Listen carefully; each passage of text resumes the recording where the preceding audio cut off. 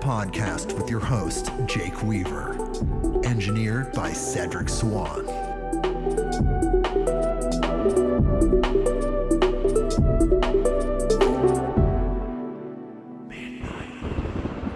Hey everybody, we're back with another episode of Midnight on Earth. I'm your host, Jake Weaver, and we're here to bring you more knowledge, more light, and more love. Well, we're diving into another lecture episode. It's been a while since I listened to Manly P. Hall in my own just personal life. So I figured it was time to correlate that with another lecture episode that we haven't done in a really long time. We're going to do another lecture with Manly P. Hall. This one's going to be absolutely incredible, as they all are. And it's really going to lead into next week's episode, but I can't really tell you anything more about that. But I will tell you that the name of this lecture is The Initiation of the Pyramid. It's an absolutely amazing lecture. But first, I need you to do something for me. Go to Blue Cobra CBD. That's bluecobracbd.com, because there you will find the highest quality CBD oil on the market, Blue Cobra CBD oil. If you look at my Instagram at midnight_on_earth, you'll see that I just visited with Howard Hitt personally. And I can tell you that there's no other CBD product like this on the market. It's extracted in a proprietary way with a method called the Hitt extraction method. It has no chemicals, no solvents, no gases were used to extract. I don't mean to laugh, but it just goes to show you that everything else is extracted in that way unless it specifically says. And this method was developed by Howard Hitt, and it's 100% organic and uses 100% organic Oregon-grown hemp to extract the CBD. And no other company has a product like this. It's absolutely incredible. I'm 100% honest with you when I'm telling you that I use it every single day. I put it in my shake. I take it like a maintenance dose later in the day, just right out of the bottle, because it's avocado oil. You can put it on your body. You can put it in your body. All the ingredients are organic. And there is a Midnight on Earth Blue Cobra discount code. This allows you to get free shipping on any order in the continental U.S., the lower 48, as they say. 1 bottle, 2 bottles, it doesn't matter. If you order that, you'll get free shipping with the code MIDCBD, MIDCBD. That's the discount code. You put it in the box when you check out and you get free shipping. And of course, all of Blue Cobra's products are 100% money back guaranteed. If you don't like the product for some reason, I'll just say, you get all your money back, including shipping if you would have had to have paid shipping, and you can keep the product. He doesn't want you to send it back. Give it to someone else. But I should note that the free shipping promotion does not apply to international orders, and you can contact Howard directly at the phone number listed on the Blue Cobra CBD website, bluecobracbd.com, and see how your laws in the country where you live correlate with his product, and see if you can get that. I think you can. I'm pretty sure it's fairly legal because there's no THC in the product. It's all CBD. There's so many CBD products out there. I did the filtering for you. This is the highest quality CBD oil that I've ever seen. BlueCobraCBD.com. Again, bluecobracbd.com. Go check it out. Tell me what you think. And of course, please follow us on Instagram at midnight_on_earth. That's the address. You can go there, follow us. Spotify, Apple Podcasts, Google Podcasts, wherever you go to get your podcast, click the button that connects us so you know when that next episode's coming. You know what incredible subject is coming this week, next week, and every week. And of course, most importantly, in a way, I mean, is it in the digital age? I'm not sure, but I think word of mouth still is the most valuable thing. So please tell a friend, tell someone that you know that likes these type of podcasts. midnightonearth.com. And I don't want to neglect to mention that, as I usually do on these lecture episodes, I have a guest, the ever beautiful guest, who's always with us in spirit, but mostly here on the lecture episodes. And of course, the whimsical, comical, amazing Beyond the News episodes from Vital Force Herbs. Ladies and gentlemen, Brynn Anderson. Hello, Brynn. Hi. Wow. Thanks for that introduction. That was great. I've happy to be here with you guys today. Working on my introduction. You guys, it's just me and you. I meant everyone who's listening. Oh. You all, everyone out there. I get it now.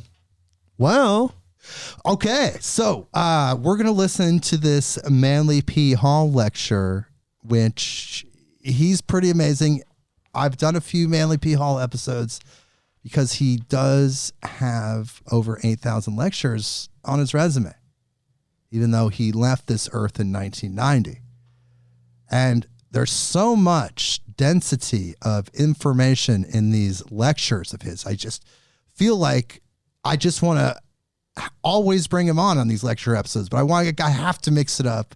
There's all these different people that have left this dimension that have incredible information that would have been an incredible addition to the Midnight on Earth podcast, but they can only be here in this strange recorded format, which God bless recording in general. Thank you for that inspiration, divine mystery.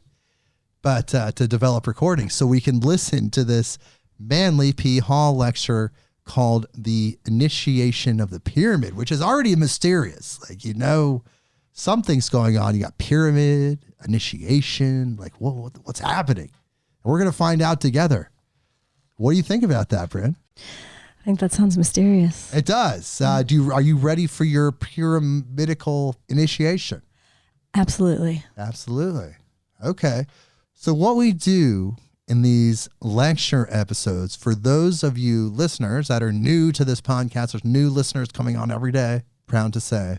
Occasionally we do these lecture episodes where we listen to these rare and amazing lectures from people that have left this dimension, and then we take notes while we're listening. We're listening with you. We listen to this lecture. And then when the lecture's over, we comment on it. We talk about what we learned together. So you better be paying attention, because at the end, there's a test. And if you don't pass the test, you don't get initiated into the pyramid. Dang. So there you go. So hopefully you're ready with your pen and paper, just like we are, to dive into this amazing lecture. Before we do that, though, I do have to read Manly P. Hall's bio. For those that may have never heard of Manly P. Hall before, here it is. Manly Palmer Hall, born 1901, died 1990, was a Canadian-born author and mystic. He is perhaps most famous for his work, The Secret Teachings of All Ages, an encyclopedic outline of Masonic, Hermetic, Kabbalistic, and Rosicrucian symbolical philosophy, which is widely regarded as his magnum opus, and which he published at the age of 25. He has been widely recognized as a leading scholar in the fields of religion, mythology, mysticism, and the occult, while being well respected by those in philosophy, theosophy, and psychology circles, including Carl Jung, whom, when writing Psychology and Alchemy, had borrowed material from Hall's private collection. In 1934, Hall founded the Philosophical Research Society in Los Angeles, California, dedicating it to an idealistic approach to the solution of human problems. And in 1973, 47 years after writing The Secret Teachings of All Ages, Hall was recognized as a 33rd degree Mason, the highest honor conferred by the Supreme Council of the Scottish Rite, at a ceremony held at PRS on December 8th, despite never being initiated into the physical crafts. I find that fact absolutely fascinating because he knew. In his over 70-year career, Hall delivered approximately 8,000 lectures in the United States and abroad, authored over 150 books and essays, and wrote countless magazine articles. And just like any other guest, whether here in this dimension or in the other dimension, we do want to read their bio. And we did tell you about Blue Cobra CBD. Brynn, are you ready to dive in? How are you feeling? On a scale of 1 to 10, with 10 being ready and 1 being not ready at all. 10. I have my 10 out of 10. pen. I have my paper. I'm ready to listen. Wow. I'm ready. All right. Let's do this. Okay, so ladies and gentlemen, here we go. Let's just cut to it. It's a rare lecture, Manly P. Hall, probably in the 50s or 60s. Very incredible information we're going to listen to. This is called Initiation of the Pyramid. For some time, I've been contemplating the peculiar situation that existed in Egypt at the beginning of the Christian era. The city of Alexandria had become the great center of learning for the entire Western civilization. Alexandria had been founded at the time of Alexander the Great and was under the domination of the Greek pharaohs, the Ptolemies. And this domination continued until the death of Cleopatra, and then Rome took over. Pharaohs? Is that like Cheerios? But the tremendous interest in Alexandria developed around the almost incomparable amassment of knowledge that was assembled there. Practically every field of human research was developed, unfolded, and progressed within the Alexandrian atmosphere. Alexandria was a city on the caravan routes. East and West mingled there. The Oriental doctrines and the Greco-Latin doctrines mingled together in a very strange confusion. After the rise of Christianity, both the Christian faith and Judaism had strong holdings in Alexandria. And it is safe to say that the composite there was made up of at least a dozen or 20 of the great religions and philosophies of antiquity. It was an amazing and unique center of learning. There was one other important factor in the Alexandrian complex, and that was the great structure of libraries. The Alexandrian libraries were the most famous in antiquity and probably the largest ever assembled in ancient times. The Serapeum and the Brachium contained together over 1 million manuscripts, tablets, and papyri containing the wisdom of the ancient world. When these libraries were ruthlessly destroyed, humanity was deprived of perhaps more knowledge than we will ever realize or appreciate. The destruction of these libraries also closed off our knowledge of the source of Alexandrian wisdom. It is quite possible that many ideas, beliefs, and doctrines which we now believe were invented in Alexandria were actually derived from the great research libraries, and therefore had a solid substance, but the substance has vanished and only legends and fables remain. It is interesting, for example, to realize that the first and major interpreter of the fables of Aesop lived in Alexandria. Also, we learn that from Hero, one of the custodians of knowledge in that time, the Alexandrians invented the first slot machine. They did not spread out candies, bars, or cigarettes. Believe it or not, by putting a coin in a small slot, you received a sprinkle of holy water. But our modern slot machine is based upon the Alexandrian model. Everywhere we find them, in herbalism, in medicine, in philosophy, in art, literature, poetry. These mysterious people that occupied this great Egyptian area were almost universally learned. We know, for example, that the entire structure of Hermetic thinking and the story of Hermes Trismegistus arose in Alexandria.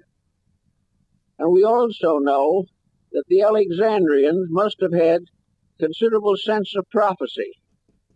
It was there also that the Sibylline books developed that prophesied the future of the world. It was Ptolemy of Alexandria that gave the world astronomy and very largely contributed to the rise of astrology. There were zoological gardens. There were ponds for fish. There were reserves to protect animals. There was just about anything and everything you can think of. And not far outside of the boundaries of Alexandria stood the great group of pyramids, which have remained to this time the wonders of the world. Very little is actually known about the pyramids. Contemporary records are very scanty. They are mentioned by Herodotus in the 5th century BC. But for the most part, no one has had an interest deep enough to attempt to investigate the circumstances surrounding the building of these great monuments. To this day, we really do not know why they were built, when they were built, and how it has happened that they have continued to intrigue human thinking for so long a period of time. Perhaps the most simple beginning for the search for pyramids is to realize that the pyramid builders represent a period in the development of human society. Pyramids were built in many different places. Probably one of the most interesting groups right here on the Western Hemisphere, the pyramid towers and temples of the Aztec and Maya culture. A few years ago, enormous pyramids were discovered in central China. And we know that the ziggurats of Babylon and Chaldea were all part of this great pyramid building scheme of things. The shape of the pyramid changed considerably in the course of time. In the beginning, it was a mound, and the very earliest examples still had the mound form, and these are still found in the great monuments in Java, the Borobudur, which is probably one of the most powerful and fascinating religious monuments now surviving, the Shwe Dagon in Rangoon, the great cities of the Khmer culture of Indochina, Cambodia, and Laos. All of these have pyramid structures peculiar to them. Pyramids appear, foreshortened or otherwise, also in graphic art, and among the mandalas of Tibet, Mongolia, Bhutan, Korea, China, and Japan. The pyramid design occurs frequently and represents a basis of a great meditation picture. This has led some scholars to assume that the pyramids were meditation symbols, that they were created for the purpose of reminding the individual that there was a mysterious reality underlying all the temporal and changeable patterns of mankind. In the Asclepian dialogue, Hermes describes the fact that in a sense these buildings were memorials to the divine power. They bore witness to those times and those thoughts when the gods walked with men. They became part of a traditional heritage. And if we study Neoplatonism, we will come to the conclusion that the gods who walked with men were actually the gods in men, that it was a divine level of insight which resulted in the great architectural feedback which we know as the pyramids. Actually, the circumstances around them challenge our imagination. We know that whoever built the Great Pyramid of Giza was well acquainted with astronomy, that he had a very complete knowledge of the solar system and all of the wonders of the cosmic plan as revealed through the bodies and objects moving in the heavens. He knew the distances between the Earth and the other planets of the solar system. He knew the precession of the equinoxes. He realized the importance of the star groups. He already knew the decans and dodecanates of the zodiac. These things just do not fit into the general concept that we have of the state of the world when the pyramid was presumed to have been built. The only possible answer is, on this level, that at the time the pyramid builders labored, they had a knowledge among themselves that had not been distributed to the people. Even the rulers did not possess this knowledge. And that there was a cult or sect of architects and artificers, the builders of monuments, who knew the proportions and mathematics and had deeply imbibed from the wisdom of Pythagoras and Euclid. But even this isn't a complete explanation, for it is almost impossible to determine how this tremendous job was done. The idea that we have is far too trite. They thought that perhaps they were simply built as a result of slave labor in Egypt will not hold water. It is simply not sufficient. The amount of work that is involved in those monuments simply transcends imagination. Also, they require a skill and a group of instrumental aids, which we do not believe that antiquity possessed. So a great many persons long ago in Alexandria, and more recently right here now, have fallen back upon this supernatural hypothesis. When we can't imagine how a thing was done, we begin to believe that it must have been done by magic or some supernatural power or force. The Chinese have long believed that their great wall was built by the gods. They did not believe that any human being could build it. And it is only natural when we come into the presence of something that transcends our own abilities that we begin to wonder whether some strange esoteric means was involved, as in the case of the statues on Easter Island and many other such unsolved mysteries of antiquity. To fall back upon this supernatural theory is comforting to a degree, but it can lead us into serious complications, because we know that the Egyptians and other nations of that period were esotericists. We know that they had a knowledge of natural law far ahead of their time, and they had a responsibility for the use of natural law far ahead of our time. These people had a deep appreciation for the immensity and integrity of the universal plan. They had already discovered thousands of years ago that you cannot break natural law without suffering. They had never developed that strange type of egotism which impels us often to assume that God is depending upon us to take care of his purposes and plans. They did not think this. They realized or believed that they were the servants of an infinite reality.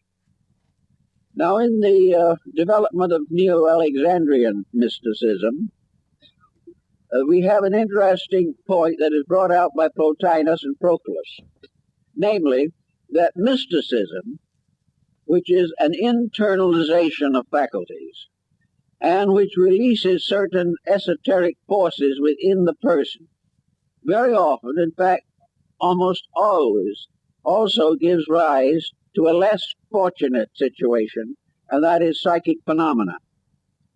The mystic is more inclined than anyone else to believe in the psychic factors of life.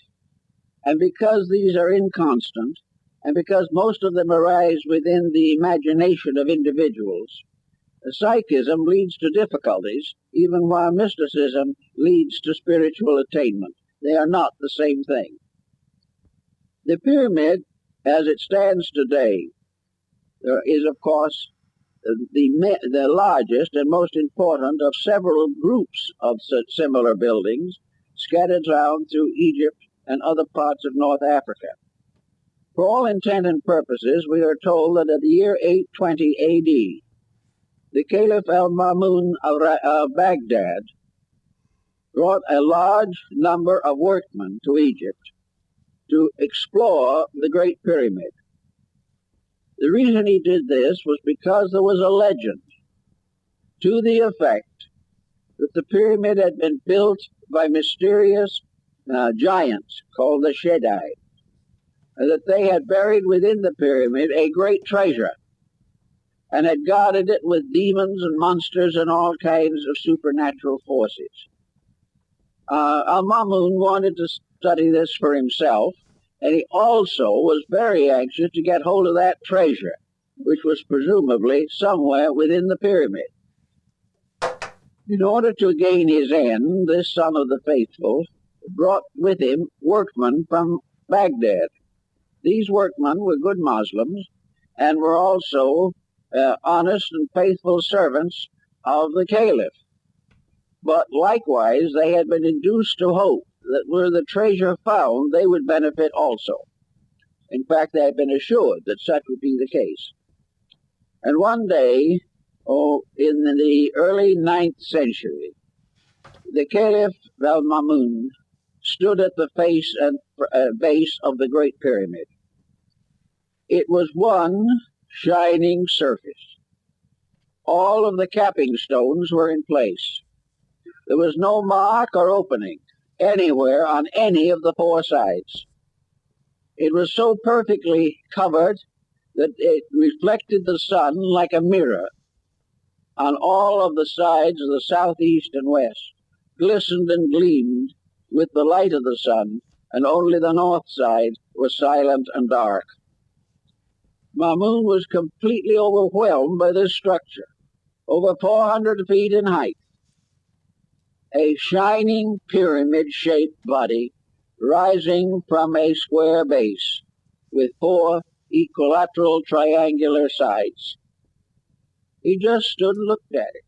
But the important thing for us, I think, to remember is that at that time, all of the surfacing stones were in place. The pyramid did not consist of a series of steps of blocks. Everything was smooth. Each level had been cased and surfaced with properly cut stones, so perfectly true that it was not possible to insert a knife blade in the space between them. It is also believed that much of this work was done without any cement, because the fittings of the stones were so perfect. Sometime between about the 9th century and now, all these casing stones have disappeared except 6. There are 6 stones left to remind us of what was originally the entire facing of the building. These stones are huge, weigh hundreds, maybe thousands of pounds, and they are still in place, but that's all there is of them. All the rest have gone. Now, we are told that they probably were used to build various structures in the city of Cairo, that they were used to create palaces and mosques for the Muslims, and that little by little the Great Pyramid was turned into a quarry to be the source of base materials for building purposes. This answers one question, however, that we have to consider. There are some marks on the sides of the pyramid, considerable distance from the ground, which have been believed to mark water erosion, and the idea that the pyramid was at some time or other submerged up at least 2/3 of the way. If Mamun's statements can be believed, this is not possible. Also, it is more likely that these markings, these marks that look like water erosions, are actually sand erosions that were the result of sand blowing against the walls after the capping stones and facing stones had been removed. So the probabilities of the so-called antediluvian date remains speculative. We do not know.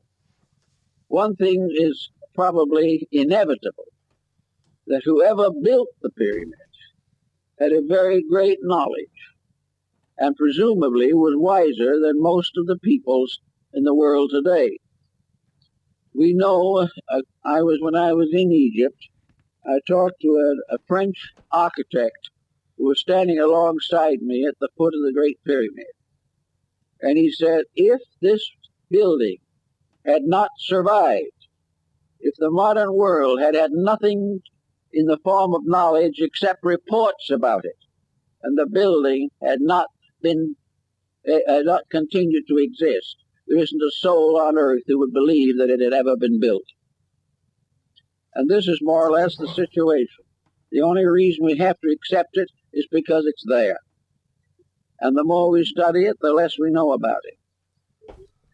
Now, the modern researchers have found in the pressure spaces above the king's chamber some markings which are assumed to be part of the inscription of the Pharaoh Cheops, that this cartouche of Cheops. But when you see the cartouche photographed, it's hard to get to look at the actual one. The condition is so dim and so faint that there may be very grave doubt as to whether Cheops had anything to do with it at all. In the first place, a proud pharaoh wishing to mark a building as a proof of his own skills would not have placed those inscriptions in a position where they could never be read, never could be seen, and in the process of completing the building were most of them mutilated or completely obliterated. Therefore, it is not at all likely that the proud pharaoh put something in those chambers that could not be found for thousands of years, and then only by accident. Most of the Egyptian monuments are clearly marked with the cartouches of their originators. Some of them also have taken off an earlier cartouche and put their own in its place, the cartouche being an oval lozenger containing the name of the pharaoh. So the Cheops theory is pretty weak, although it is still clung to for lack of a better one. And I think the real thing we have to go into in studying this is to find out, if we can, what the actual meaning of the building is, why it was put where it is, why other buildings and the Sphinx are in the same and particular relationship to each other.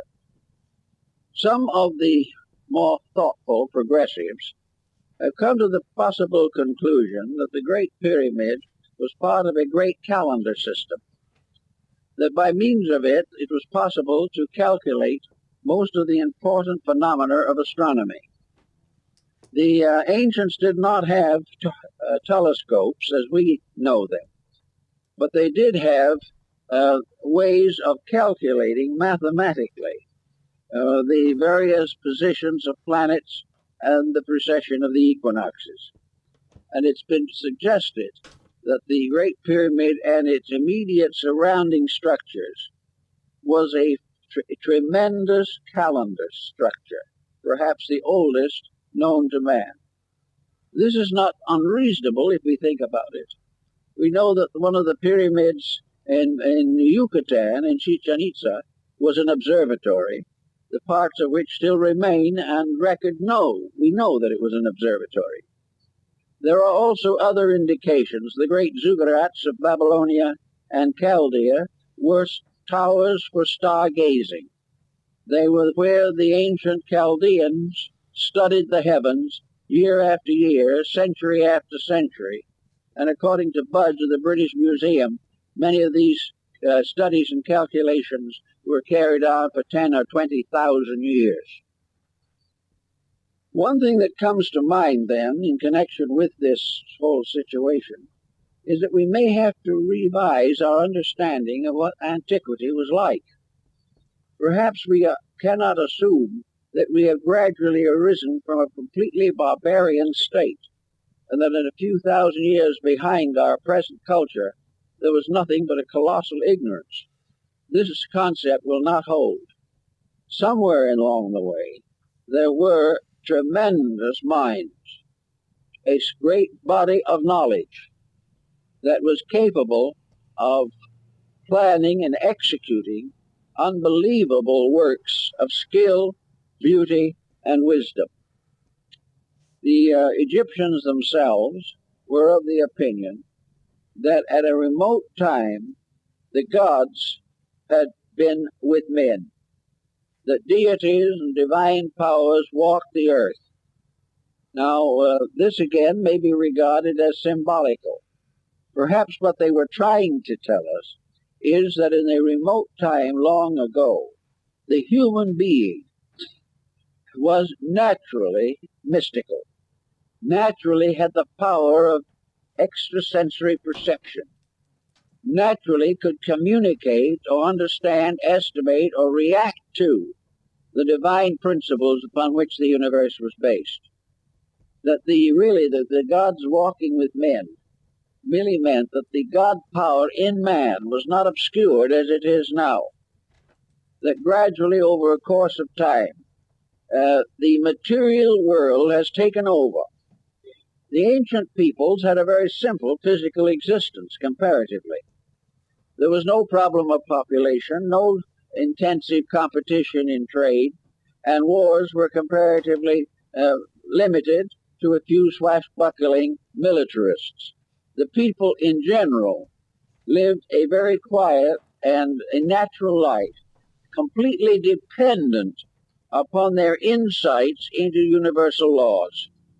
Just as the American Indian, without any assistance from the outside, not only developed a profound mysticism, but evolved from within himself practically every law, rule, and principle necessary to the government of his affairs.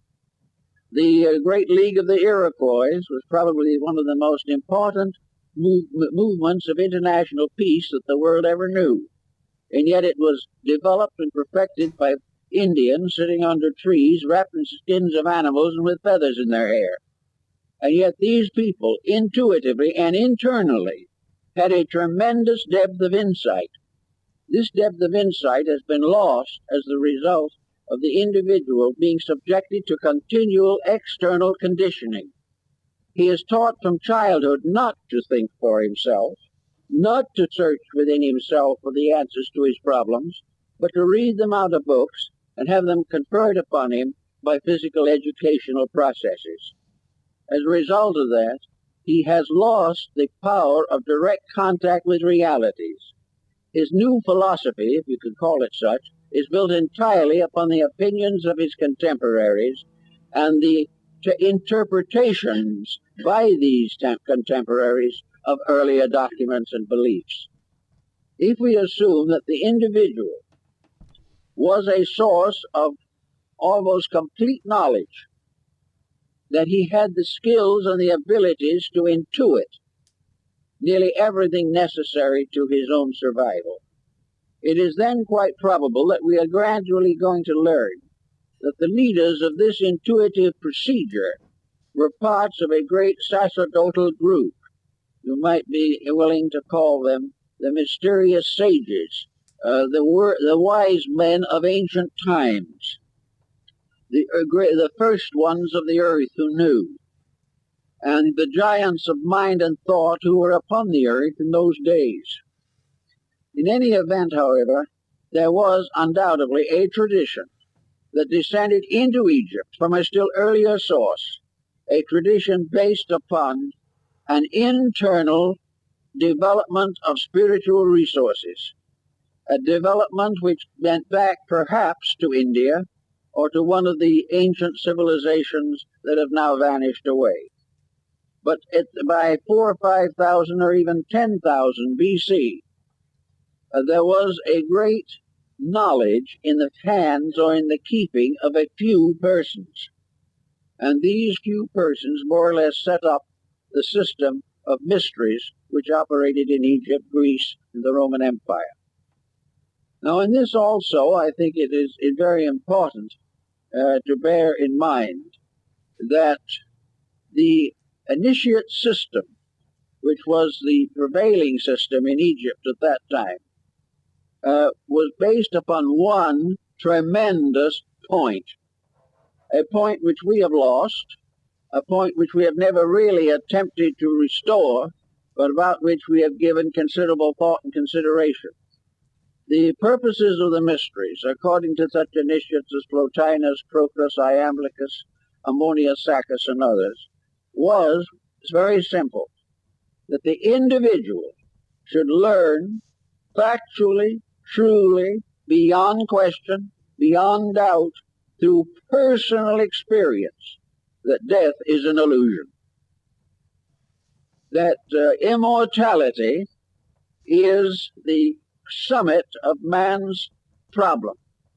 That the ancients not only believed in it, but kept this belief in secret, but developed a science by means of which they could communicate the fact and example and circumstance of death directly to another person. In other words, the initiates of the mysteries, according to the old concepts, were persons who had lived, died, and been born again in this world.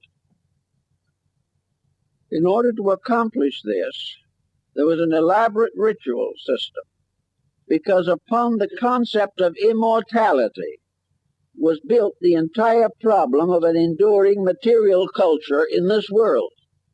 If immortality was demonstrable, beyond question, not the result of communication, not because certain famous person had believed it, not because we wanted to believe it, or because it was written in sacred books, or anything of that nature, but because the individual who believed it had died, passed through the experience, and come back to life.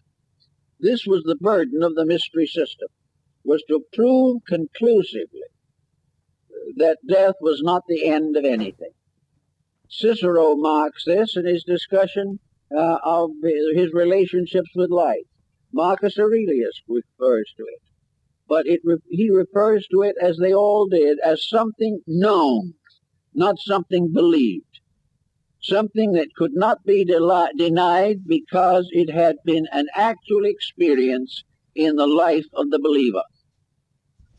Thus, in the mystery system, in the Egyptian, which we are interested in the moment particularly, the Book of the Dead, which is a misnomer, part of the same type of misnomer that afflicts us in many other ways. The Book of the Dead, so called, the Egyptian name for which was not the Book of the Dead, but the Book of the Coming Forth by Day and of the Opening of the Mouth. This was the famous name in ancient times for such great papyri as are in the Museum of the British Museum, of the Papyrus of Ani and the Papyrus of Henutha. These were great examples of the dead coming back to life through the mysteries. For the ancient philosophy of life was built upon an eternality of life. It was built upon the fact that the individual was for everlastingness, that he would go on. There was no end to him. There was no one converting people to this. There was no one preaching it or teaching it. In the mysteries, the candidate went through it himself as an actual fact. And as Apuleius tells us in the Metamorphosis, the initiate in the temple tread upon the threshold of Persephone, that is the underworld, and beheld the spirits. He went into the realm of death and returned again. Eugene O'Neill's play, Lazarus Laughed, is built upon this theme and is derived very largely from the ancient teachings. In the play, Lazarus, as had been raised from the dead by Christ, lived on for a time and was finally persecuted in Rome by the Emperor Caligula. And finally, Caligula threatened Lazarus with death, and Lazarus laughed at him. The man who had died laughed at the man who thought he could kill anything. And this was the burden of the mystery. That the individual who knew, not because he could believe or have faith, but because through the rites, ceremonies, and esoteric practices of the temple, he lived through it and came through alive, and came out of darkness into light, knew as a certainty beyond question that there was no death. Now, we don't realize perhaps how important this point would be in the modeling of civilization. We do not realize how oppressive the concept of death is, and how the punishments of the dead in the theological systems, how they may torture or terrify the person. The main point was to establish the reality of survival and its associate belief, the consciousness or concept of rebirth. Rebirth was simply immortality, spaced out. It was a part of the everlasting, ever-livingness of everything that exists. The ancients, therefore, had very little fear of death, and something of the form of a mystical experience of this probably influenced the Christian martyrs in the Circus Maximus in Rome, when they died for their faith. There was something about it all that transformed a life of fear into a life of certainty. It also removed the dynamic importance of material existence and represented it in this world as merely the antechamber to eternity itself. Now, Hermes and several of the others, and people of the Alexandrian period, like to consider the Great Pyramid as the tomb of Hermes.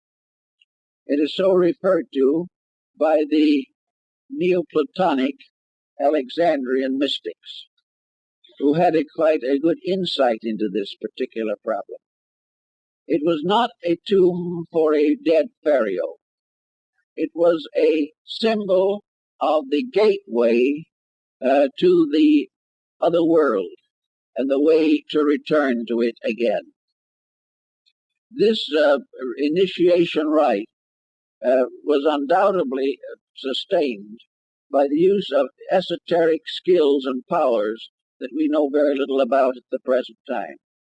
But it was believed that it was the tomb of wisdom, the house of the hidden places, the mysterious structure, which in a sense was a monument to eternity, standing upon the earth, pointing upward with a continuing point, so that everything below verged toward the top.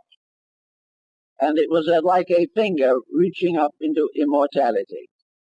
The word pyramid itself is derived from pyr, meaning fire. Therefore, the building was flame-shaped. And in the times when the stones were all in place, it glistened like a glowing flame with its mysterious point upward. Also, it was a marker. In the Bible, it is probably the monument that was set up in Egypt, according to the Old Testament. In any event, the Neoplatonists and those of that period thought of it, likened it to a house of the second birth, the house where the individual who was born first into this world learned the mystery of it. And I believe it was Porphyry, may have been Plotinus, who said on one occasion that in human life birth physically was the human being coming out of the womb into a body, and that this body itself became the womb of the second birth. For the individual retaining enlightenment transcended the limitation of body, and those who did not achieve this were born out of body into an unembodied state at the end of life. So that this pattern was regarded as part of the mystery ritual. Another interesting example of this particular type of thought is to be found in judo in Japan. Judo and many other of the self-defensive arts of the Orient are concerned with a peculiar kind of courage, a courage which must be completely free from anxiety and fear. If the fear exists, the individual is weakened by the rise of a terror within himself, and therefore usually comes to disaster in his own day and in his own way. So in judo, before the artist achieves the highest grades of the art, he must be killed. His teacher kills him. His teacher performs certain structural pressures upon the body that stop the heart. And the heart is allowed to be stopped for a certain number of seconds, or early 1 or 2 minutes.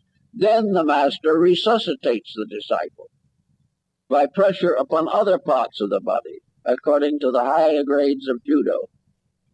And in this case, the person who has been killed lives again, remembers and knows what happened to him, and realizes that his fear of death was ungrounded, that the fear of transition, which might make him a coward in this world, was simply an illusion of his own mind, that actually transition was just as normal, natural, and reasonable as any other aspect of life, and that there was no interruption.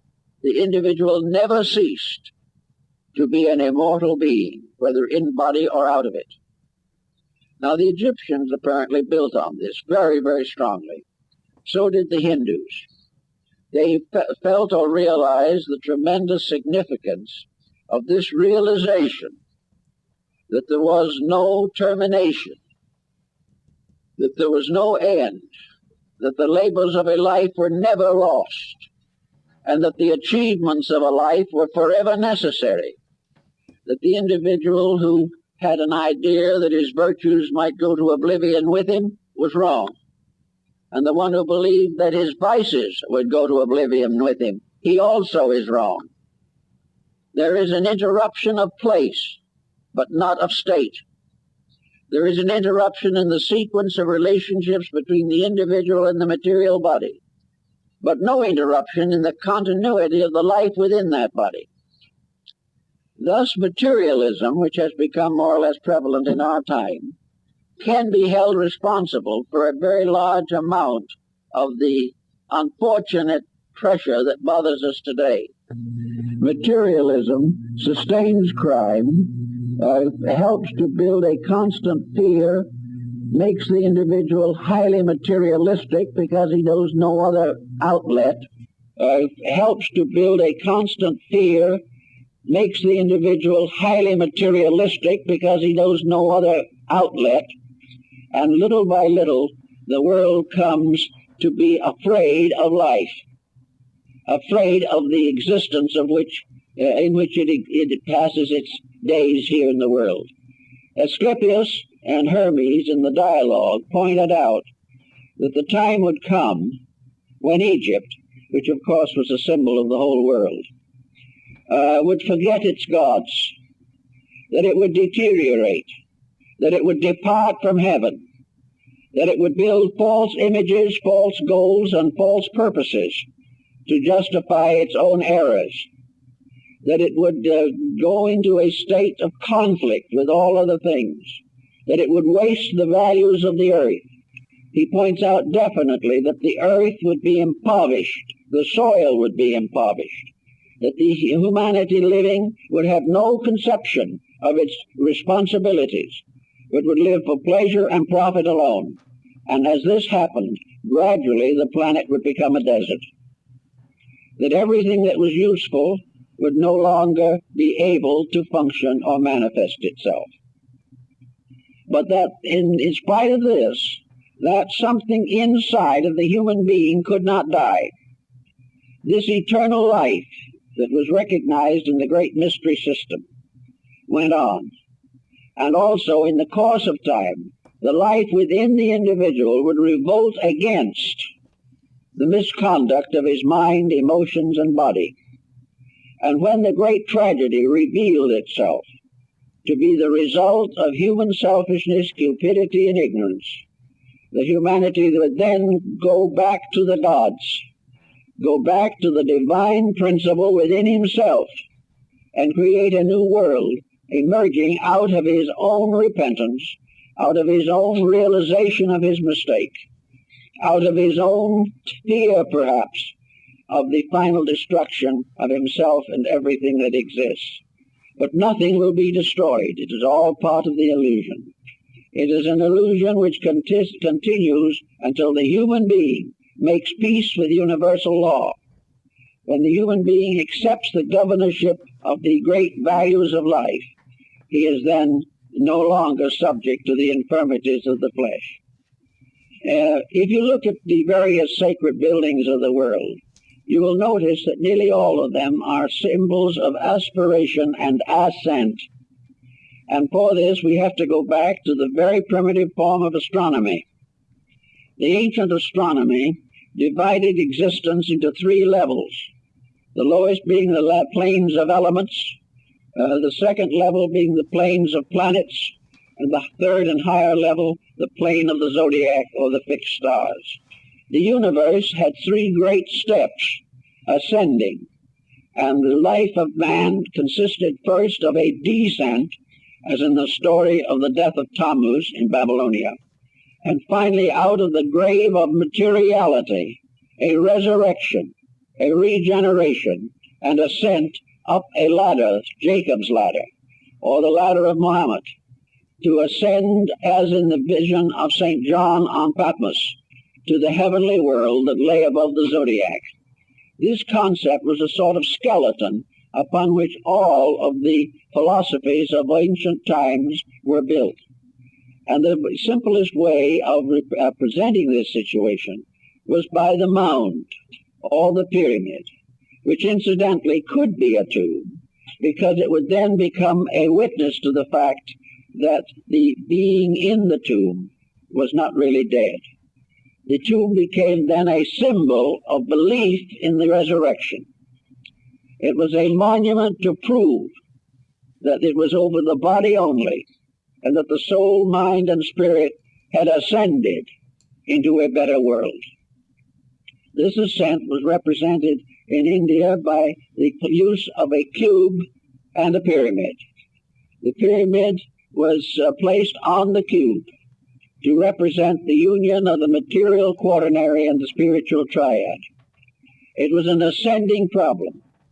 All through the present Buddhist world, graves are in the form of little stupas or pagodas with 5 levels to represent the ascent of life, and the headstone became a ladder to lead to the higher worlds and to bear witness to the fact that the person buried there knew his own immortality and would go on to freedom and liberation.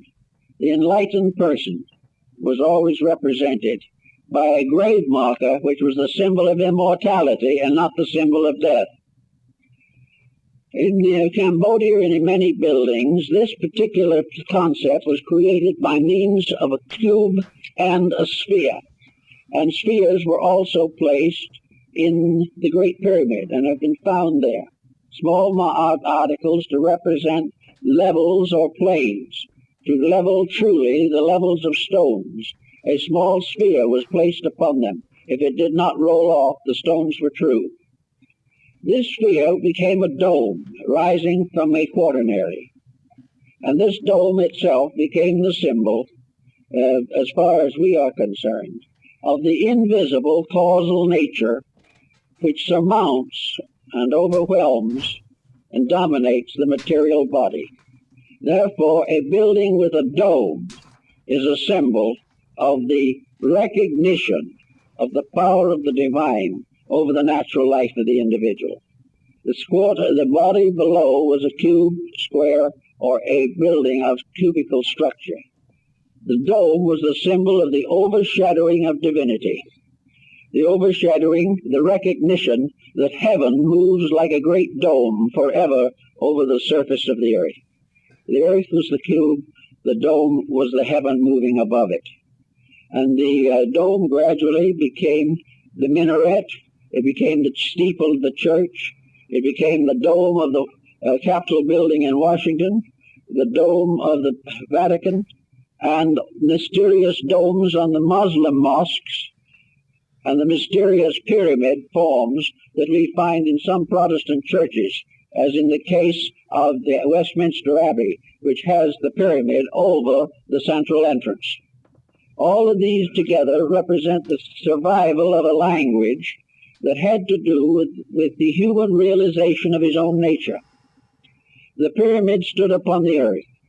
It represented a flame ascending. It was a radiant structure that had been built in ancient times, but it was always pointing upward. It was always impelling the individual to follow an ascending line and look up to the stars. At various seasons of the year, by looking up, the beholder gazed upon the constellations, the figures, and the mysterious language written upon the wall of heaven. Gatherel, who was the secretary of Cardinal Richelieu, wrote a book in which he showed that the star groups were in the form of consonant letters of the Chaldaic alphabet that later became the ancient Hebrew. These constellational patterns were consonants. The planets moving through them were vowels.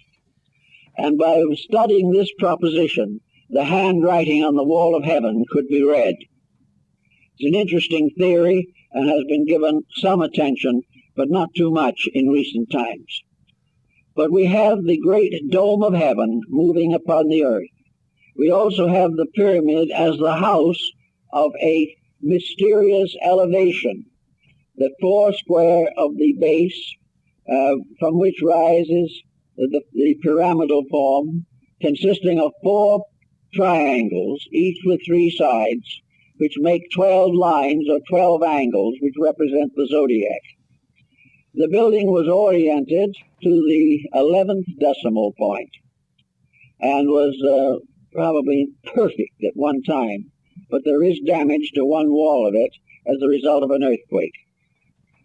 I never was quite strong enough and physical enough to climb the outside of the pyramid. Very few people are. It is really an arduous job. You have to have about 4 daggermen or natives to help you. 2 would go in front, scrambled up one of the blocks, which is about 4 feet, and pull. The other 2 are behind and push, and you are gradually elevated level by level over the hundreds of levels that lead to the top. This is a little too much for the average person, especially in the desert where the temperature is apt to be well over 100. But I did go through all of the interior rooms, the King's Chamber and the Queen's Chamber, and as far as we could get in the grand passageways leading downward. One thing was very evident, and has been discovered, and that is that the inside of the pyramid, the temperature, is the mean temperature of the earth. For the average person, it is colder than Christmas.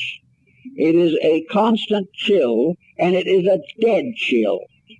There is no modifying circumstance. And many persons who come out of the pyramid into the heat of the sun have very serious colds and occasionally pneumonia. But this peculiar deadness inside was probably put there or achieved for a purpose. It was probably in this deadness that the transcendent or suspension of life in the ceremony of the coming forth by day was performed. The individual was in the tomb. He was attended by the priests. He was dead.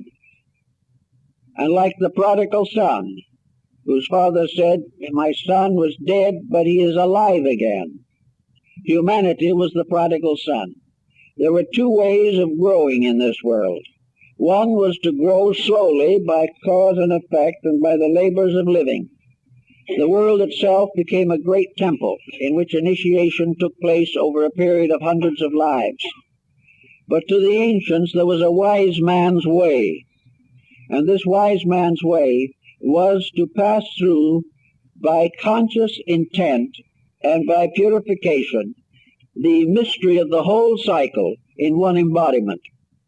Now one might say this would be the simple way, and I know a lot of metaphysicians at the present time who can hardly wait for that one embodiment that's going to do it all. But most of them have forgotten something, namely that this one embodiment means that everything accomplished in hundreds of lives must be accomplished in that one embodiment. It's not just a shortcut. It is a gathering up and intensifying the process of human regeneration. It means that the person must attain to a state by discipline, by dedication, and in accordance with universal law that qualifies him to receive this very important ritual. And after he has received the ritual, after he has had the experience, he is not released from responsibility, but brought into the presence of a greater responsibility. Having become, as Apuleius points out, a citizen of two worlds, the individual must act accordingly. He also learns from certain experiences along the way what he can't do and what he can do. He learns, for example, that if he is interested in primarily in his own security, he has already failed. It is not a case of where he is doing this to become nobler, more enlightened, more successful than other people. He is doing it for one purpose only, that he can be a better servant of the infinite. The ritual produces dedicated disciples of wisdom, not satisfied people who sit back and try to nurse their own intelligence. It is a case in which every step carries with it a heavy burden of duty, and that the final achievement requires the complete abnegation of personal self-interest, a complete overcoming of the problems of egoism and egotism. Otherwise, all is lost. Furthermore, there can be no backsliding, because the individual must reach a state of certainty before this enlightenment is given that makes it utterly and completely impossible to backslide. He cannot get it and then fail and turn from it. If he turns from it, it means he never had it. If he fails, he fails himself. He cannot fail the infinite. So that the rituals of the initiations of those times were very, very severe. There is an account that Thomas Taylor is said to have found in the records of the British Museum, although no proof is available of it. It is interesting, at least. Namely, that Plato was initiated in the Great Pyramid. And it was there that he received his own final enlightenment. But this presents another problem. If he was initiated in the Great Pyramid in the 4th century B.C., how did he get in? All those capstones were in place. Everything was closed. The answer would appear to be that there must be other entrances. There must be some other way of getting into the building. When Mamun, the Caliph of Baghdad, was fuddling with the pyramid, trying to get into it, it occurred to him that his native followers would probably be pretty unhappy and might very well turn against him when they found there were no treasures in there to reward them for their effort, because when they got in there, the building was empty. There was no mummy, there was no body of a previous burial, although the walls had not been disturbed. And that makes it seem very unlikely that it was a tomb, primarily. But one of his natives, one of Mamun's natives, while fussing around in the excavation, suddenly disappeared, and later appeared out in the desert, half mad. This seems to suggest that there was some way in or out of the building. The wall or cliff upon which the pyramid was built has been carefully studied. There is no openings that have been found. The Sphinx has been pierced with rods throughout its entire body, but no openings have been found within it. And it, of course, the Sphinx was a living outcropping of rock. It was not built. The only thing that was built were the front paws. In other words, if it was true, did the initiation ceremony take place when the person was voluntarily out of the physical body? The ancient priests were able to function out of the body. This there can be no reasonable doubt. And it is also mentioned in a number of early Christian reports. Namely, that it was that it was possible for the invisible bodies of the individual to be separated from the visible without a loss of consciousness or a loss of intelligence, and that the invisible body could travel to distant places and could have various experiences. And many people believe this is a comparatively common happening in sleep, that the individual is not actually asleep spiritually, only physically, and that the superphysical vehicles are just as busy while he's asleep as when he is awake. But regardless of this particular point, it is possible that the initiations of the pyramid were given while the candidate was out of the physical body. If so, then there would be no problem of the difficulty of getting into the building. The superphysical vehicles could go through very easily.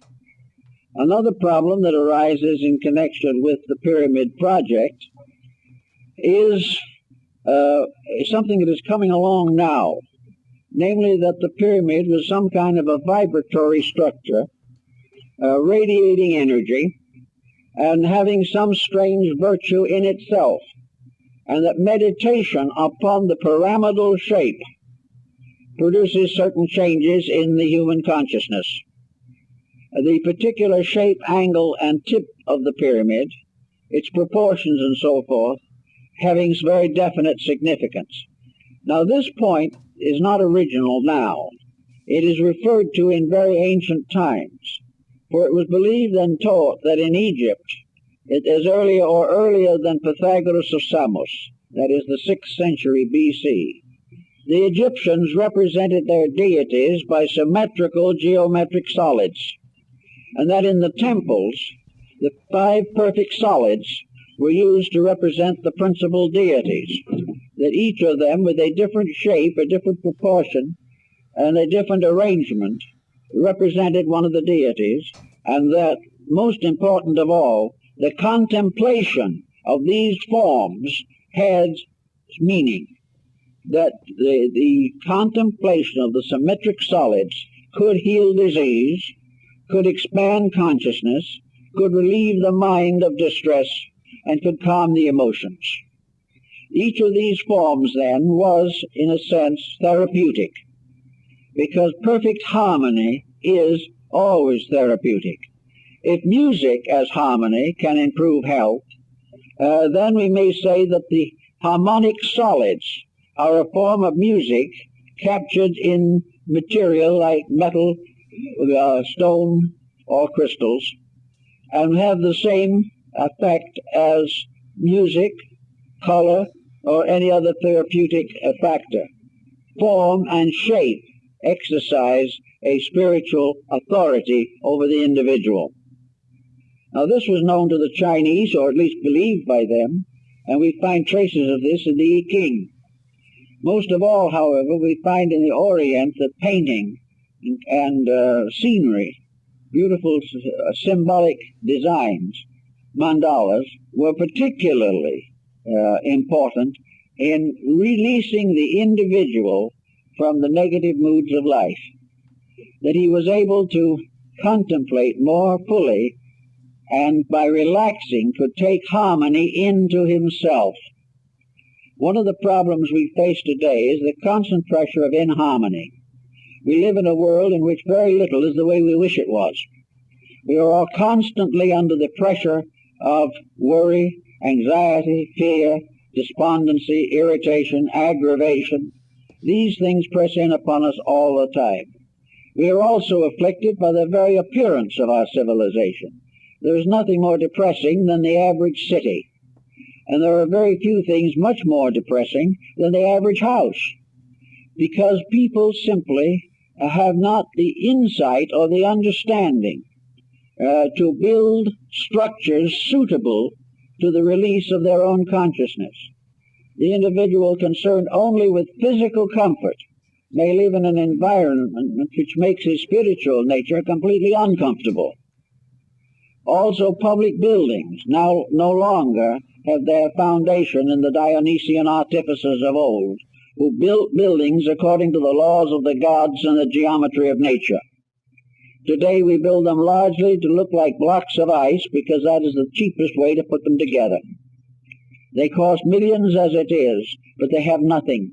There is no warmth, there is no real beauty, but finally the average individual tries to put his own concept of beauty into them and looks at one of these atrocities and says it's wonderful. Simply because he has become accustomed to something that was not right, until he finally accepts deformity as normalcy. This type of thing the ancients didn't believe in. And probably the most perfect structure that antiquity knew was the pyramid. The pyramid had several advantages. First of all, it was simple. It had no details.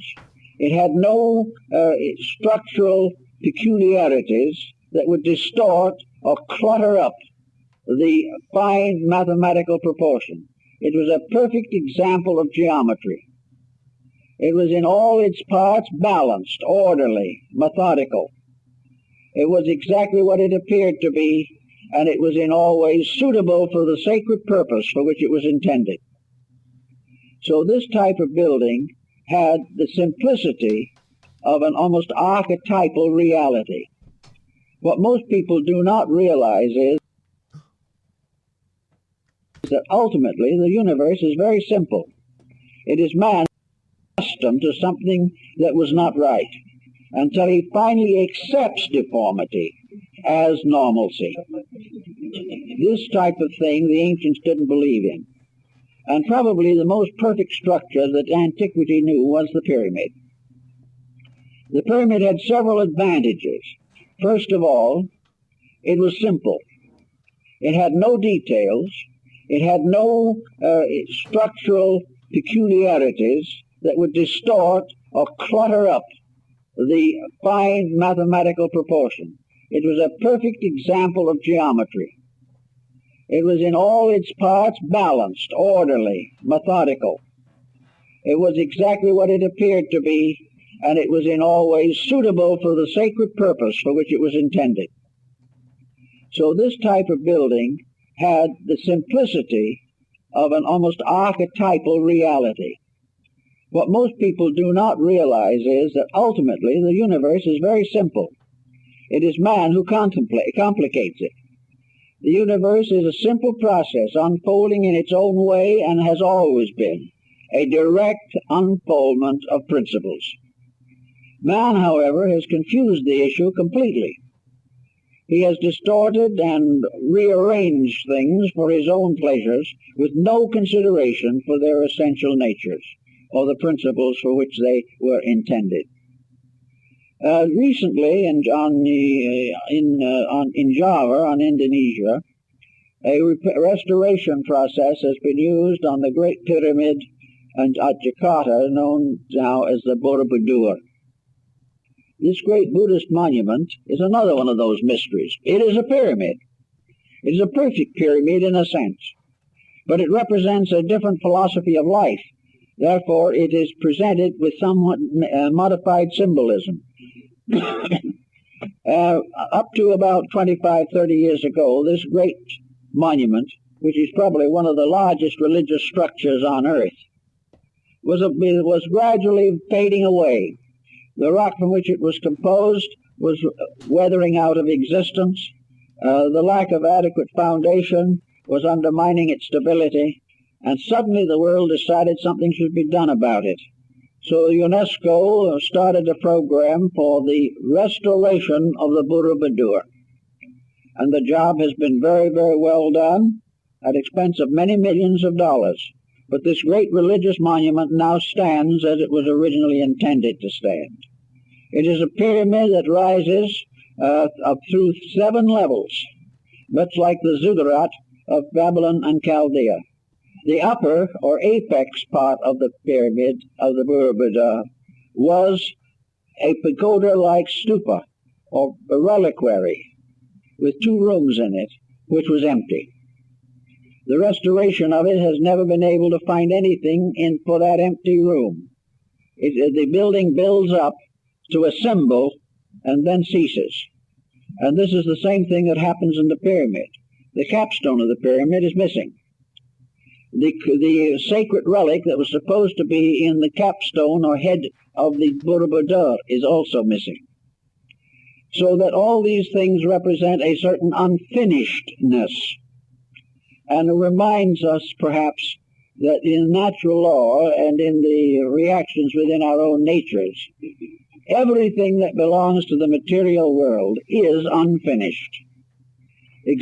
Mortal existence is an unfinished business. And it takes place in an unfinished world and challenges everything that lives here with the restrictions of an unfinished realization of truth. Everything is growing, but nothing has completed its growth. Everything is getting better, but nothing in the mortal world has finally achieved the state of being best. Everything we try to do, everything we try to work with, science particularly, should have a complete understanding of the mystery of the missing capstone, because science is worrying over it right at the moment, but on a different level of thought. Everything that science discovers leads somewhere, but when it just about gets to the point where it looks as though it might tell us a great truth, it fades away. All visible things, if you trace them upward to their highest conditions, disappear. All of the intellectual achievements of the individual or of the great system of learning, this ascends from one level of genius to another, but the supreme genius has never been reached. The supreme answer to the problem of life has never been reached. All that we have for these particular conclusions is our own inward realization. So the formula is rather simple. We can build everything on the outside up to a point, but to complete it, we must call entirely upon the inside. It is our own inner life that must perfect every structure that is formed in the material world. The answer to everything lies in ourselves. We can read books up to a certain point. We can use laboratory experiments up to a certain point. But somewhere along the line, as the alchemists learned, and they studied from the Alexandrian savants, these alchemists learned that the final ingredient of the transmutation was man himself, the internal part of his own nature. His own soul had to transform base metals into gold. Each individual soul must perfect the structure of his life, otherwise it will never be perfected. So to account for this, nearly every monument of importance in the world either has the top part missing or a bad scar in it, something imperfect, something that represents a flaw in the original purpose, because the completion of it must always depend upon the consciousness of the person beholding it. Otherwise, the secret cannot be perfected. Another interesting aspect of the pyramid problem has to do with the pattern of the Egyptian temple system. I think there's a good probability that somewhere there was some form of contact between the pyramid and one of the other temples of Egypt. This may have been, however, intentionally closed off at some time. This presents us with a very curious circumstance. The king's chamber in the pyramid, hidden within 200 feet of masonry in all directions, was originally ventilated. 2 air shafts went from the king's chamber in an upright diagonal motion to the surface of the pyramid. But when the capping stones and the casing stones were put in place, those air chambers, those air passageways were sealed off. In other words, they come to the surface but are now covered, or were covered originally, by the casing stones. There was no aperture. They were not ventilated, but they were originally intended for ventilation. The answer seems to be, therefore, that something in there had to be alive and had to have air, although there is no clue to what it might have been. Of course, the present openings have nothing to do with the ancient design of the pyramid. Why, for instance, would it be called the tomb of Hermes? What and who was Hermes? Hermes was the Greek form of the deity Mercury, and the Egyptian form of Mercury and Hermes was Thoth, the god of the writing tablet. Hermes was a symbol of the universal mind, because it was said of him in his own day, whenever that was, because he is probably also a symbol invented by the Alexandrian esotericists. He is not known prior to the rise of Alexandria. What was that he was the author of 10,000 books, and some of the old stories tell us that he was the author of every book that was ever written in the world. Well, the implication is pretty obvious, namely that he has to represent the power of mind, which is the author of all things. Therefore, Hermes is universal mind. He is the universal mind that may have been symbolically buried in the Great Pyramid, which is supposed to have been his tomb. Not a burial, but the universal mind itself, which in turn might point out the idea of a universal symbolism, that the secret of the mind was built into the structure of the pyramid, and therefore the investigation of the pyramid could ultimately lead to the discovery of the nature of mind. In any event, however, Hermes, as the author of all the books in the world, became, in a sense at least, the symbol of the great esoteric schools. He became the scribe of the gods, the interpreter of heaven. He attended the psychostasia, or the weighing of the soul of the dead, in the great Egyptian mortuary papyri and paintings. And Budge and also Breasted of Chicago were perfectly aware that the Book of the Dead was a symbolic document, and that the symbolism of the death and resurrection of the soul in that book was based upon the rituals of the mysteries. Here we have a parallel, therefore, that we have to consider, namely that in the old papyri, the tomb of the deceased person was nearly always portrayed as a pyramid. It was a pyramid upon a square base, and the opening of the base was in the bottom, not on the pyramid top, but in the square base. Therefore, the implication could be that there was an opening in the pyramid below the level of its foundation. But in any event, this ritual was the story of the soul's journey into the afterlife, and was a very complicated story in the Egyptian mythology. But it all was condensed into a fraction of its original length in a ritual performed by the Egyptian priests. Breasted told me that he was perfectly aware that it was a ritual when he translated these papyri. And this ritual was the ritual of coming forth by day. Those who die the ordinary death go forth by night, according to the Egyptians, and they wander in a kind of darkness, of uncertainty. They wander through a universe that is benign, wonderful, loving, but like an infant, they have no memory or no conscious thought of where they're going. So those of that type who just simply die as they have lived, asleep as to reality, who have never improved themselves by any conscious effort. These are the little ones. They're not evil. They're not doomed for perdition. Their mistakes will not prevent them from growing. But they are still unable to come forth by day, which means they cannot come forth consciously. They cannot come forth lighted by their own inner light. So they are the ones who must wait, or must go to the Amentet.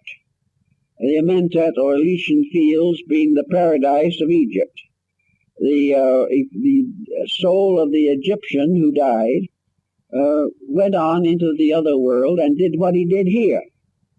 There is the story, of course, of the moneylender who died in Egypt in the old days. He was a good man. He was honest in his money lending. He never cheated anybody. He was very sincere, but he had no knowledge of anything but money lending. So when he died, they gave him a table and some small change and told him to keep right on going. So he kept on borrowing and money. As a ghost, he lent money to spirits that did not exist except in himself, and received interest on them and lived very happily, enjoying the life he was familiar with. And this he would continue to do until he was brought back into embodiment. And then gradually, little by little, he would outgrow it. But there was no force in it. There was no evil in it. There was nothing terrible that was going to happen to him. He was going to be very happy because he was a good man. Virtue rewards with happiness in the afterlife. It may not result in illumination, because the average person who passes on will not be happy with illumination. He will be happy only with the things that are familiar to him. The way of life he has always known is what will make him happy. But after the initiation rites have been performed, the individual comes forth by day.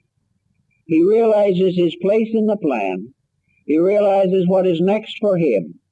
He realizes that going into this larger life is an opportunity to correct all failings of his own thinking. That he will come closer and closer to the eternal truths, which are the source of his ultimate union with deity. So by coming forth by day, he comes consciously into the afterlife, fully equipped to face its mysteries, fully equipped to adjust to its circumstances, and already able, at least dimly, to perceive the face of the great God that hides behind the veil.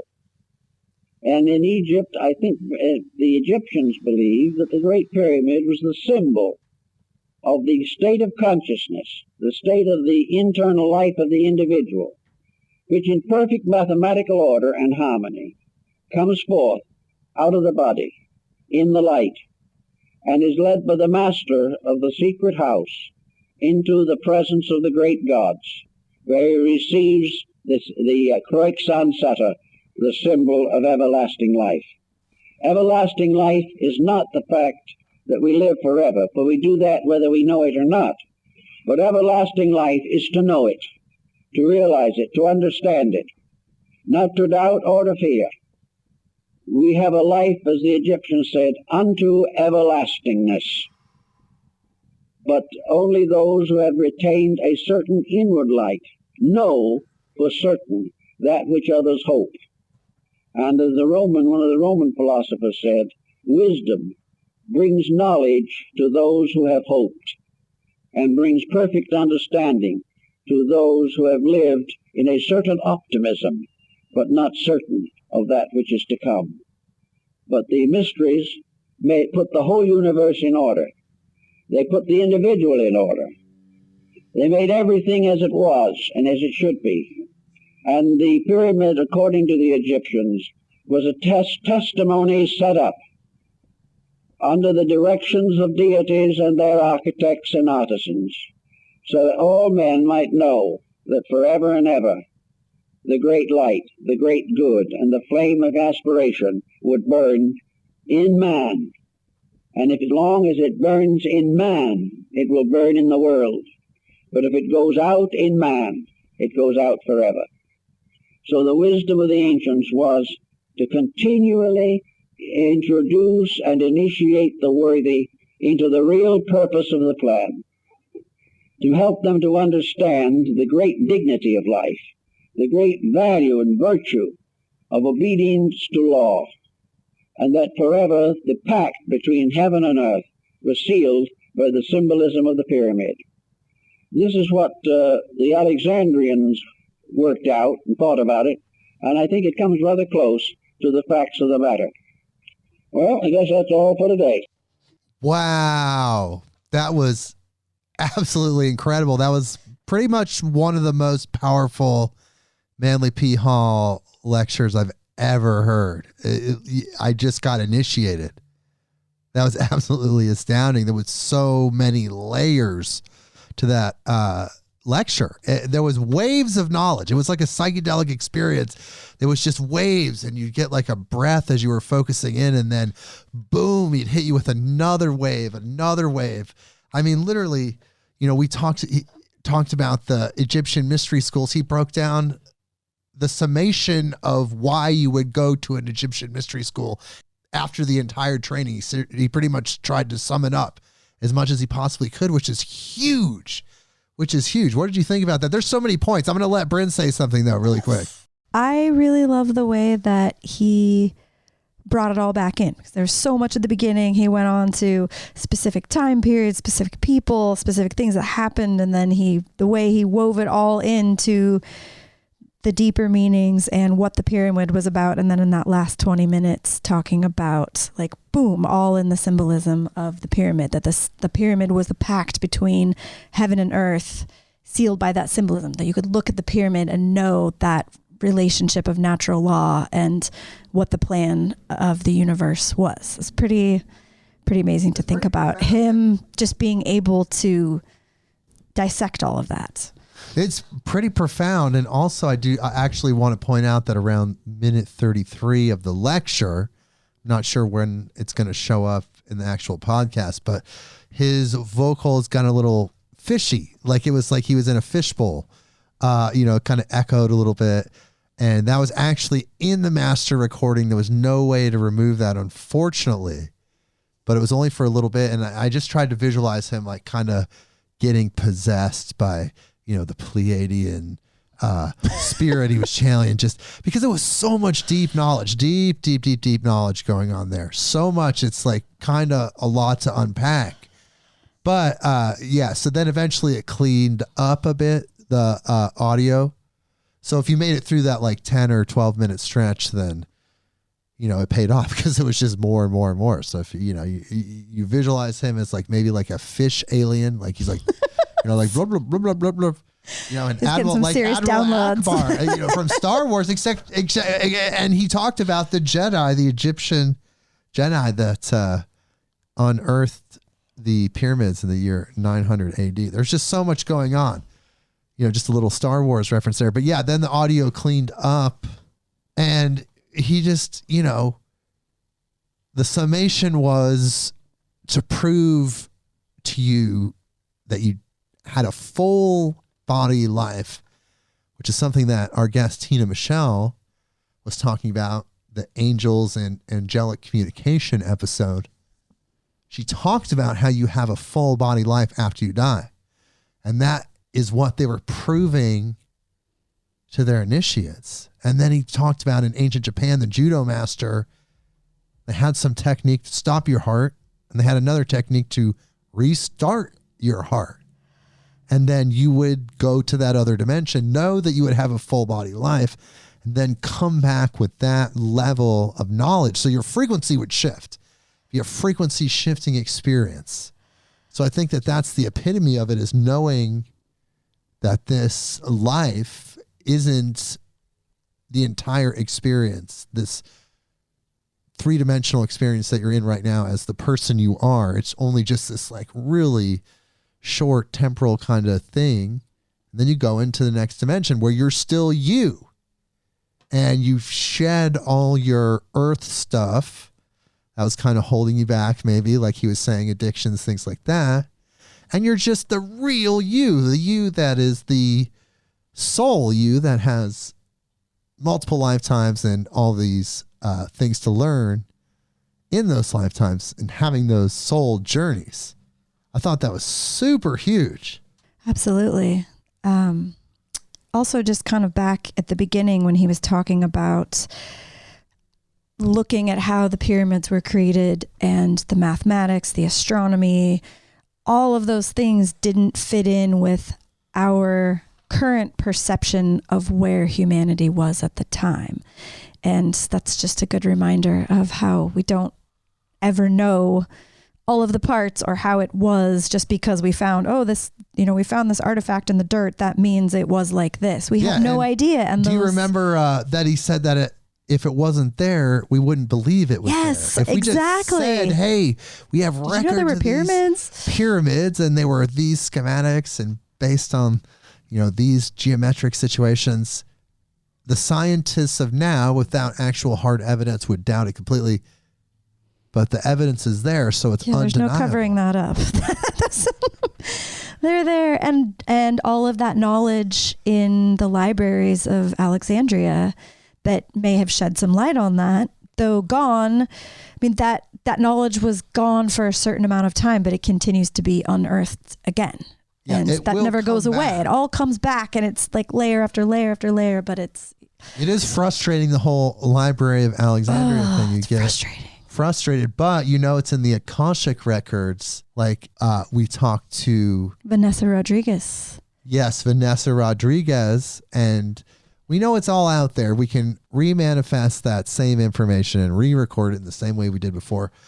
But like Manley was saying, humans were having a different existence back then, a different type of human existence. Literally, he said humans were naturally more mystical, which is what you kind of always intuitively think. And their God power was not obscured, which I think is huge, right? So you're like visualizing these other type of humans that are existing in this other essentially dimension, but it's Earth, totally different paradigms, different modes of existence, different, not natural laws, but different man-made laws, kingdoms, things like that. And it's almost like dreamlike, and they're able to manifest things. They were more in rhythm with natural law, and somehow by creating this artificial reality as humans where we live in and we think is so real, we lost touch with that. I mean, it's there, but it's not a part of our normal frame of consciousness as it was then, and as it could be with development over time. And I think that that's kind of where humanity is leading back to, is integrating that type of consciousness, that frame of thinking, that perceptive awareness with the technological achievements and the other advancements that have occurred over the last hundreds of years, maybe thousands of years. Some of the things have been lost, but definitely we're in a new place. So if we can get back to that, integrating that mystical, naturally mystical viewpoint, then that's kind of part of the new human. The old human is an amalgamation of where we're at now with where we were then. I think that's just all conjecture. Right. Well, it would be the coming home of our natural state, living with natural law, rather than we've kind of like gone out like this boomerang so far away from it, and it's been covered up and buried under all the layers of, what we've decided that humans need to do and can do, and, all the things we create for ourselves in the material world. But coming back with what we've learned to that natural state of living in divine harmony with natural law, because, and like he said in the beginning, you cannot, what did he say? You cannot live without natural law without creating suffering. And the way that people lived prior, where everything was into it, they knew how to survive. Everything that they needed to know was right there. They were able to access it. And we think we're so complicated by coming up with all of these complex structures when really it's all right there in front of us in such a simple form.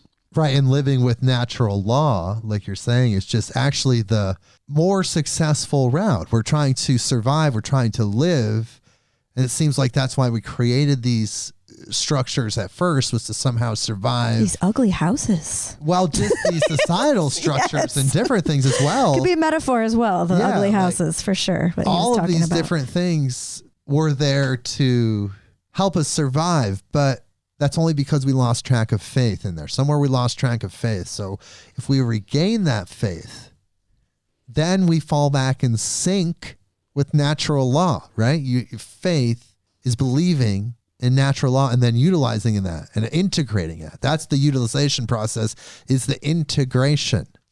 And it all comes with faith, I think. It does, which is the opposite of fear, which is what, he talked about so much, that fear was that thing that kept you from being able to connect with the natural law because of this fear of death, that there wasn't a continuation of your life. And there was this ending point that was going to take away all of the material, whether it be joy or goods or whatnot that you had. And so to be living in that fear is to cut off access to the faith.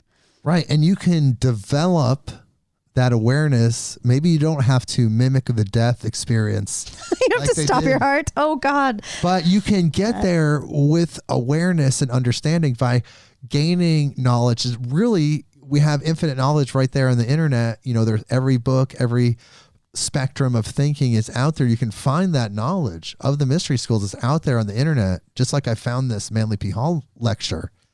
You can find that knowledge, and then you light that fire within yourself and you develop that. And then that could be your rebirth experience, to integrate this new knowledge. And then by doing so, you fall back in sync with natural law, universal law.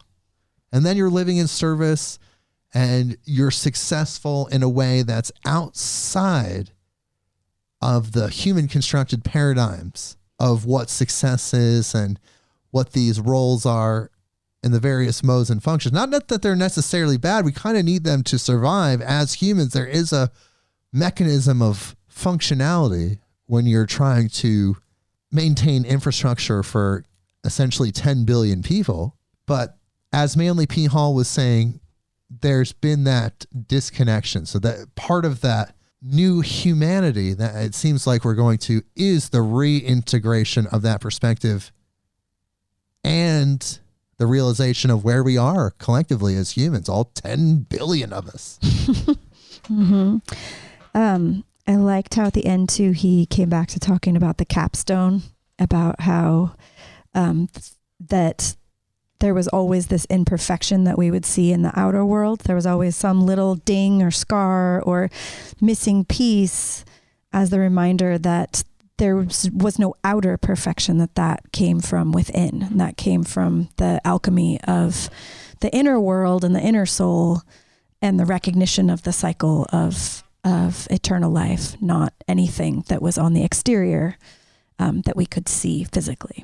And as Manly pointed out, this knowledge did kind of show up in ancient Egypt and these Egyptian mystery schools, but he also pointed out that the knowledge itself is earlier than Egypt. It's coming from somewhere else, and it was summarized in that time. It was kind of constructed in such a way to be transmitted and taught to other people. But it did come from somewhere else, the mysterious sages of prehistory, as Manly P. Hall said. I just wanted to point that out. Where is all this knowledge coming from? Time immemorial. Yeah. But Brynn, I want to thank you so much for being here. This has been an incredible episode. Manly P. Hall, listen to this episode a few times, unpack it. There's so much. I didn't even really touch on everything because it would take 7 or 8 hours. Maybe we do like 10 episodes on this one day. We'll have a sub podcast or something else like that. But I do want to thank you for being here, Brynn. VitalForceHerbs.com. That's where you can find Brynn and her products and her amazing world. And of course, Blue Cobra CBD, the highest grade CBD oil that's out there on the market. I keep telling people about it. I'm not going to stop telling people about it because it's something that's amazing. Brynn, you've taken Blue Cobra, right? I have actually, and I am a big fan. Super big fan. I mean, we wouldn't be telling you this if it wasn't honest, an honest, small batch, organic healing product that has incredible benefits on every level. I think that's just my personal testimony. That's all I can say. I'm not a doctor. I can't give you medical advice, but I can tell you that it works for me. It works for me. I really enjoy it. BlueCobraCBD.com. Everyone, thank you for listening to that Manly P. Hall lecture with us. It was incredible. It was an incredible lecture. It's going to roll into next week's episode, which is going to be legendary. So we'll see you next week, everyone. Midnight on Earth.